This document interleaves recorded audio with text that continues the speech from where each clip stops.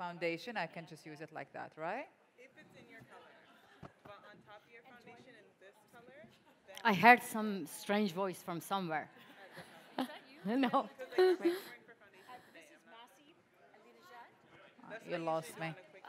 Okay, well, what Oh, okay, that was the warning. you can use it like a bronzer or blush. Without me. Without The one without the shoes. Oh, geez. Yeah. I'm good? Yes. We just turned.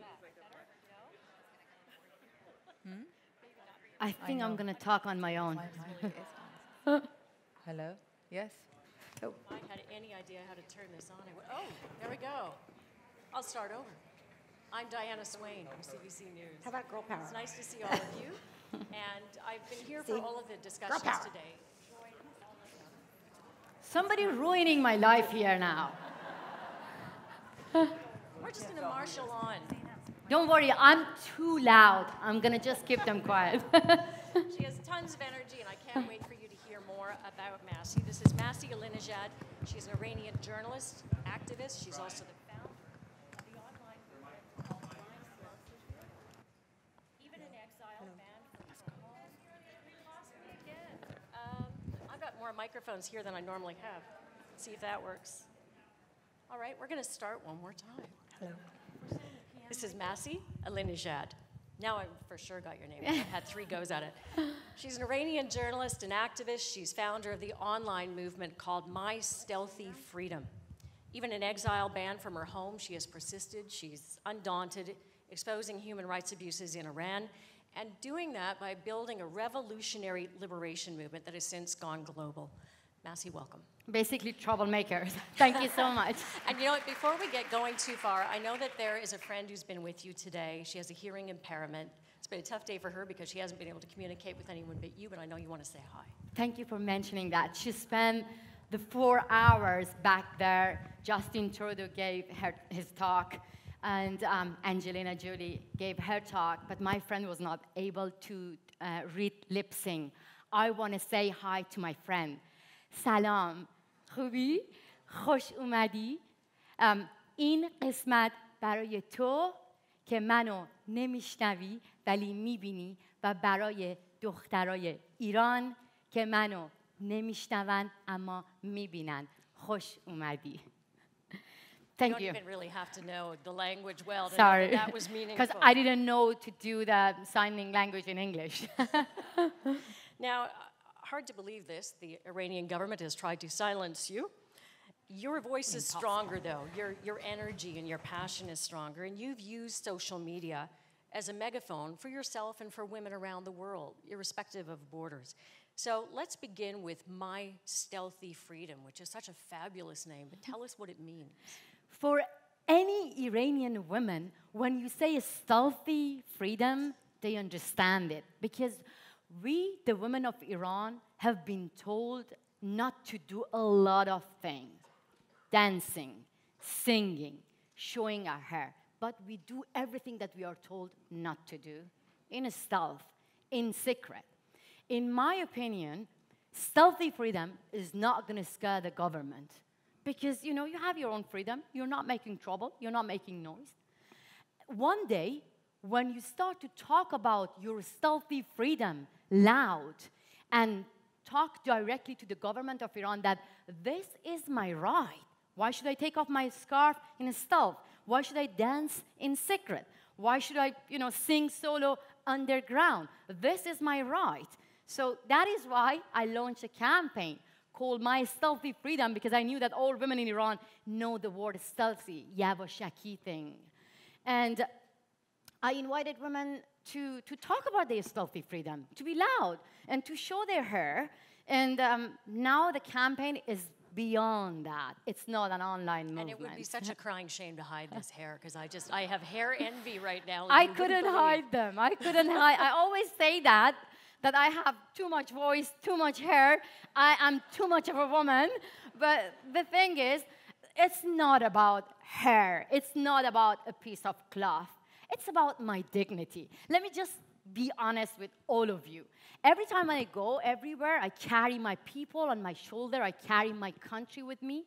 And I talk about freedom of choice. I talk about headscarf and compulsory hijab, people think she's coming from the Middle East. There are so many bigger problems in the Middle East. Why is she talking about a small piece of cloth? Why is she talking about hijab? So Western feminists, Western politicians, some of you may be saying to me that this is a small problem compared to other bigger problems in the Middle East. But be honest with me. Everybody here in this room, when you wanted to come here, what was the first thing that you thought about it? What did you do for the first time when you decided to come this evening in this event? What was that? Spending time in front of the mirror and make yourself beautiful. But we, the women in Iran, we have to spend time in front of the mirror and make ourselves someone else, someone the government of Iran wants us to be. That is why you cannot tell me, or the Western feminists or Western politicians cannot tell me that this is a small issue and spend a lot of time in front of mirror to carry your own identity, to be your true self. So just want to make it clear, when I talk about hijab, I'm not talking about a piece of cloth. I'm talking about the man behind it who tell me what to wear. I'm talking about my dignity, and I'm talking about my identity. Perfect. I want you to help us understand how you've become this woman, because that was not a straight path, as it never is for any of us. But you grew up in a very culturally conservative family. And I know we have a picture of you as a young girl that we can share with everyone, in which we get to see the environment that you were growing up in and what some of the expectations were of you in terms of how you presented yourself, not just to the world, but interestingly, to your family, in your own home. You know, I was listening to Justin Trudeau, to Angelina Jolie, and other great speakers. They were all, you know, from their childhood reading books, being familiar about the word feminism. They knew about freedom. They, you know, the educational system, the parents, everything. But these are my lovely family. They never taught me how to, you know, be familiar about feminism, about personal freedom. Through all the educational system in Iran, my parents, my lovely mother and father, they were trying to take me to heaven by force. They thought it's good for me to cover my hair. At what age? How soon? From the age of 7, it's not only me, it's all Iranian women, Iranian girls. If you say no to compulsory hijab, to the forced hijab, you won't be able to get an education from the age of 7. So for me, growing up in that house and in a small village to a traditional family, how could I get the sense that I can be free? And my little brother over there, you can see my brother had whole freedom. He could jump on the river and swim. He could show his hair. He was able to ride a bicycle. He was able to do everything that I was banned to do. And you had to wear the hijab at home. At home as well. So my brother was an example of all the freedom that I didn't have it. So, and then I thought I have to ruin his freedom to make him understand that how frustrating it is when you are forced to spend time at home and he's going to jump on the river. Even in my village, it was not only me, as I said, that my cousin, all the girls. So even him was not allowed to go and swimming in the river. So when my mom was having a little nap, he was going out to enjoy the river. So I just, you know, Mom, Ali is not with us. He just went to the river. I ruined his freedom to get him understand that you have to support me. You have to take me with you. So the day after, he said that, okay, I'm going to teach you how to ride a bicycle, so don't ruin my freedom. And our kitchen in our village, it's designed for women, for my mother, because it's shorter. The men in my family are taller. Look at my father. So the kitchen was designed for my mom to spend the whole time in the kitchen. So I said to my brother that I am going to put a chair, sit down and wash the dishes and be with me. So this is how I gained my freedom. But if this is your upbringing, how do you get from there, from a 7-year-old girl denied all of the simple freedoms she sees her own brother enjoying. How do you get from there to the woman who defies all of that, who takes off her hijab, who shows herself with her hair and her ears uncovered? So as I said, it was all happening in stealth. When my father was not around, I had to ride a bicycle in secret. I had to take off my headscarf in secret. And, you know, one day, when there is a wall in front of you, you're going to break it. Any way you're going to break it. Compulsion is not going to work. So I did that a lot, like many millions of other women in Iran. And as I said, it was just the first step toward full equality for me, because I knew that if a man has a control on my body, then I cannot have control about my life.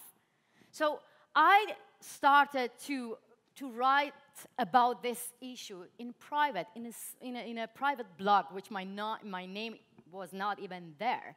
And then when I left Iran, I just published a picture of myself running toward, you know, it was in a springtime in London, in a beautiful street full of blossoms. And I just wrote a caption that every time when I run in a free country, it just reminds me of the time when I didn't have the same freedom in Iran, and I couldn't feel the wind in my hair. My hair was like a hostage in the hands of Iranian government. And then I got a lot of comments from Iranian women envying at my freedom from compulsory hijab. I just, you know, soon after, I went to my computer and I found a lot of pictures of me unveiled in Iran, inside Iran, in secret. I published one of them and I said, hey, come on, you are in Iran, but I am sure those of you who do not believe in hijab, you have a lot of pictures. Stealthy freedom. Share it. Share it with me, and let's talk about the stealthy freedom loud. That is why my stealthy freedom was born and scared the government of Iran. Well, and all of these women, as you say, you weren't in Iran when you posted that picture, but so many of these women are, and they're taking extraordinary risks within their family, within their community to do this. And we're going to see the stakes in a moment. I really want to talk to you about this. Of course, we've all heard of Iran's morality police. The regime will search out any violations in the dress code, including if you're not wearing the hijab. And we want you to see a piece of video in which they stop a woman, not for not wearing the hijab, but for not wearing it properly.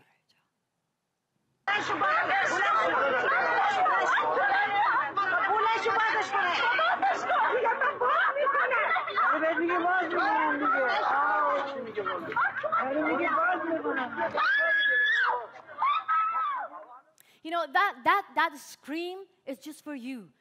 Because, I mean, I know I had to wait for your question, but this is really, really important.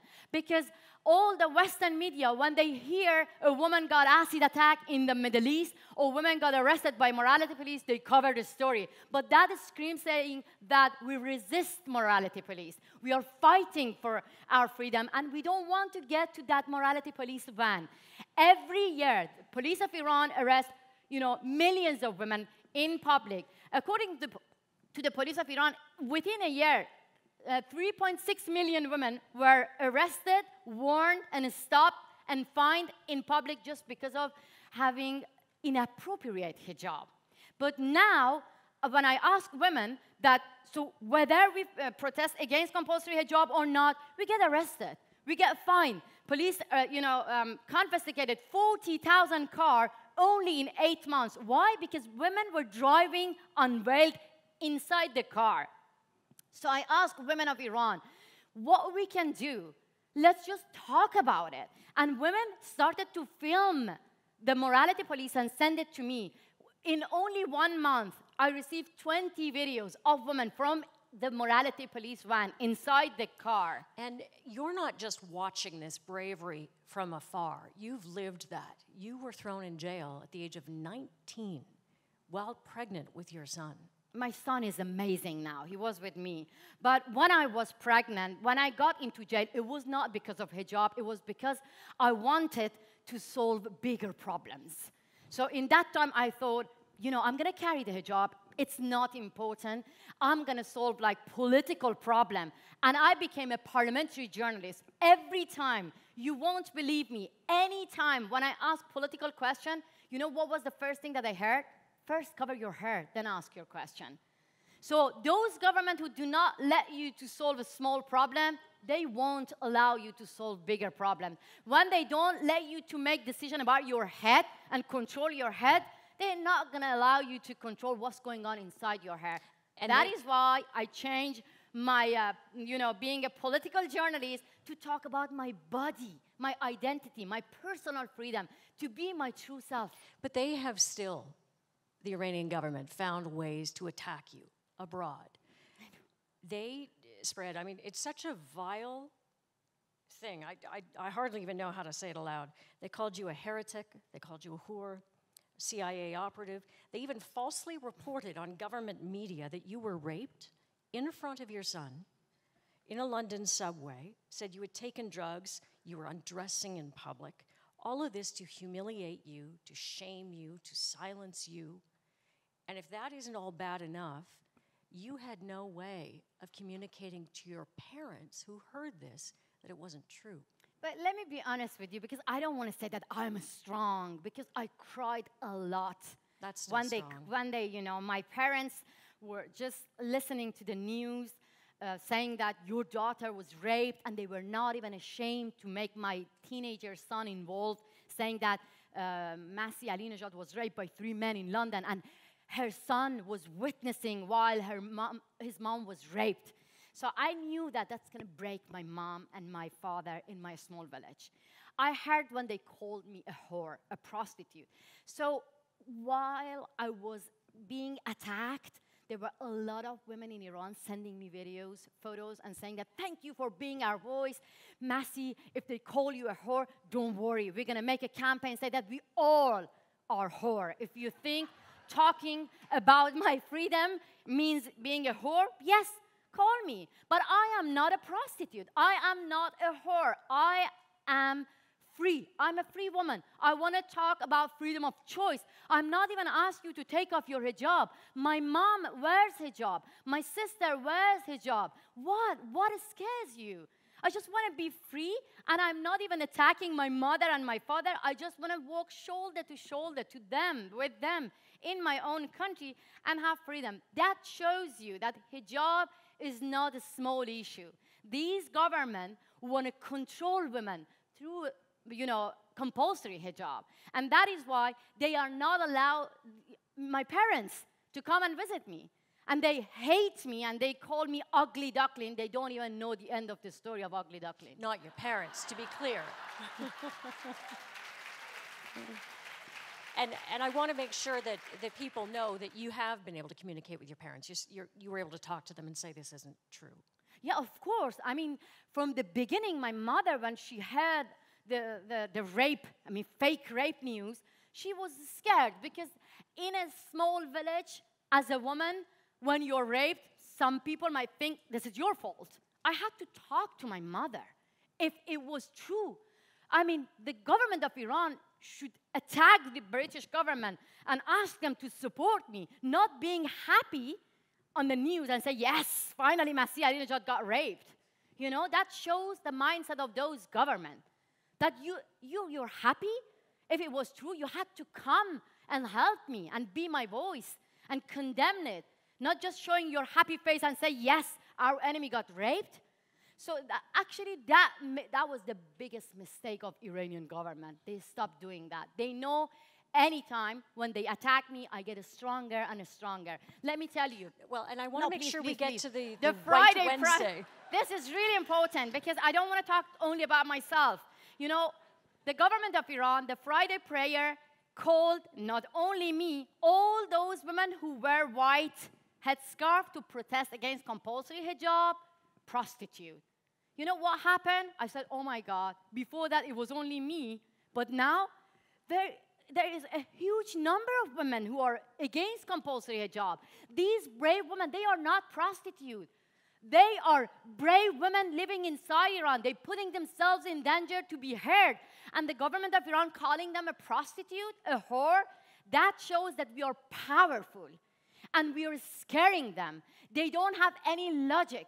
They cannot convince us, and they're trying to discredit us. They're trying to keep silent us by shaming us, saying that you are prostitute. And these women got even stronger and got together, and guess what happened? Those women who believed in hijab, they joined us to support us. And they said to the Friday prayers, if you call these women with white headscarf or unveiled women prostitute, we're going to stand next to them and support them because we are all for freedom of choice. Explain what White Wednesday is. I totally forgot. So White Wednesdays, when I launched my Stealthy Freedom, it was only an online movement. Individual leader taking off their headscarf and protesting against compulsory hijab and talking about their personal freedom. But after 3 years, I thought these women, these brave women, they need to identify each other. They need to find each other and get together and have one voice against discrimination. So after the election, I heard again, those, pro-government took a street and they protest against us, and they called us dishonorable. So there was a woman holding a sign calling us dishonorable, and that woman wearing a black chador, black hijab. You know what I did? I wore a black dress, and I hold her picture with black hijab, and I said, you choose to wear black hijab, and I choose to wear white dress, and unveiled myself. Black and white is the color of life. We shouldn't be against each other. We should support each other. I picked white because it's a color of peace. And I asked, people of Iran, women of Iran, to wear white headscarf, or men to wear white shirts and, show their solidarity against compulsory hijab. I didn't expect that I'm going to be bombarded by videos and photos of women every Wednesdays taking the street, unveiling themselves, and marching. You march here in Canada or in America all together, but in Iran, we never have the chance to march against discrimination, to march against the government. So individually, we find each other through our symbol, and women of Iran marching in the street, unveiling themselves and saying no to compulsory hijab. They know it's a punishable crime. One of the women got arrested, and then she went in front of the court, and she said that you arrested me because of protesting against compulsory hijab. I am here in front of the court, taking off my hijab and saying louder, no to compulsion. So much ground that we could cover, and I love it. I know, and I as talk a always, lot. the time runs out, but we are not leaving the stage without me saying happy birthday. Oh, thank you. Yeah, today is my birthday, and I've never had such a big birthday. Thank you so much. Welcome. Thank you, everyone.